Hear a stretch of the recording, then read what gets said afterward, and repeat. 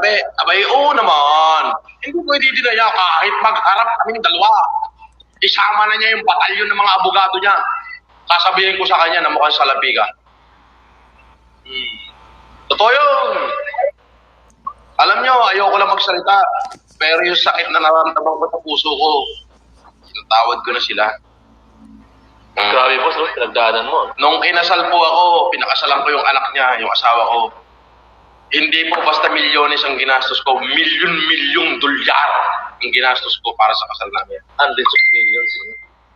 Sobra to, sobra to. Dong, sobra. Yung sing-sing niya, dong, 15 million na yun. 5 carats na diamond yun, dong. Yung wedding gown niya, Francis Liberan. Kahit tanong mo kay Francis Liberan kung magkano.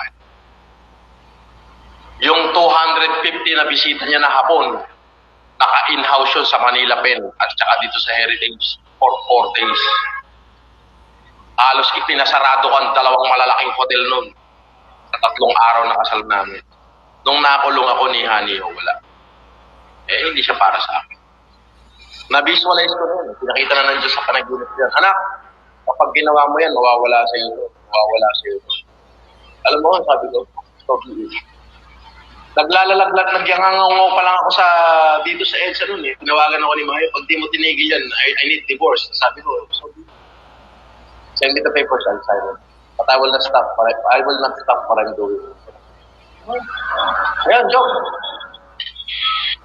Nung pinamimigay ko yung pera ko, binibili kong bigas, kalabasa, manok, diaper, lahat. Tinawagan ako ni Mayo noon, I need a divorce. Sabi ko, send me the paper. So be it. So be it. Nangyari na. Ito pa. Pinatawad ulit ako. Siguro sabi sa isip-isip yan, di mo pera ko, which is totoo naman. Totoo naman. Ang pagkakamali nila, hindi nila alam, may naiwang kayamanan ng ama ko sa Visayas. Ayun. Na hindi nila alam. Hindi nila alam.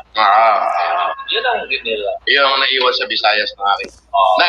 Nung nakakulong na ako, nawala lahat ng mga negosyo ko din sa Manila, nawala yung mga partner ko, wala lahat, tinakuhan ako. Yung negosyo ko sa Bisaya, lumuwas ng Manila yun. Sa Central Visayas. Sabi niya, ito yung naiwang investment ng kapangalan sa'yo. Yun yung ipinambayad ko sa mga abogado. I have the best lawyer. Yes. I really do have the best lawyer. Clarita Di Mayoga, palipat naman. So, doon. Ngayon, kung malalaman ngayon nung nanay nung Mayo, bumalik. Hindi ko na ho kayo tatanggapin. Bakit to? Ay, pinakita nyo na ho sa akin ng mukhang salapi kayo eh.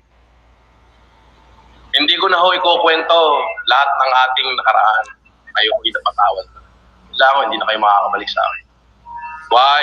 Those people who hurts me, I forgive them. Those people who loves me, I love them back. But those people who stay with me at the lowest part of my life, again, are the only people who can share my plate at the same table. At ito yung mga tao na to. At mas magiging mabuting tao pa po ako para sa inyo. Pero hindi ako pinabayaan ng Diyos. Tinupad niya lahat ng pinangako niya.